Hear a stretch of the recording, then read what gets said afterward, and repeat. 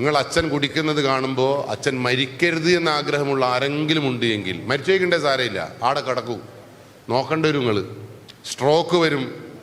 Stroke വന്നാളെ കണ്ടിട്ടില്ല, ഒരു side തളർന്നു പോയിട്ട്. നിങ്ങൾ തന്നെ ആ അച്ഛൻ്റെയും അമ്മേൻ്റെയും എല്ലാ പ്രാഥമിക കൃത്യങ്ങളും നിങ്ങൾ നോക്കേണ്ടി വരും. നിങ്ങൾക്ക് ഇട്ടേച്ച് പോകാനൊന്നും പറ്റൂല. പുതിയ നിയമപ്രകാരം അച്ഛനെ നിങ്ങൾ എന്നെ നോക്കുകയും വേണം.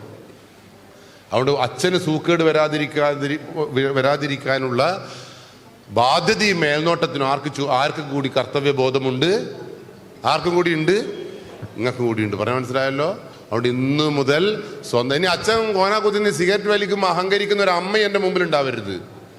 ഒരു മക്കൾക്കും അച്ഛൻ സിഗരറ്റ് വലിക്കുമ്പോൾ പുകയോടൊപ്പം സഞ്ചരിക്കാൻ കഴിയരുത്. സിഗരറ്റ് എന്ന് പറയുന്ന ആ വെള്ള വസ്തുവിലില്ലേ 78 കെമിക്കൽസ് ഉണ്ട്. ആ 78 കെമിക്കൽസിൽ 72 കെമിക്കൽസും ക്യാൻസർ വരാൻ സാധ്യതയുള്ളതാണ്. ക്യാൻസർ വരുന്നതാണ്, സാധ്യത അല്ല.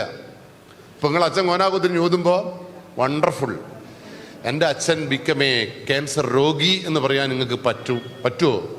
എൻ്റെ അച്ഛൻ ക്യാൻസർ രോഗം വന്നിട്ട് മരിക്കുന്നവനാണെന്ന് നിങ്ങൾക്ക് പറയാൻ പറ്റുമോ? എത്ര ക്രൂരനാണെങ്കിലും. അതുകൊണ്ട് ഇന്നു മുതൽ ഇതൊക്കെ എടുത്ത് കളയേണ്ടത് നിങ്ങളുടെ ബാധ്യതയാണ്.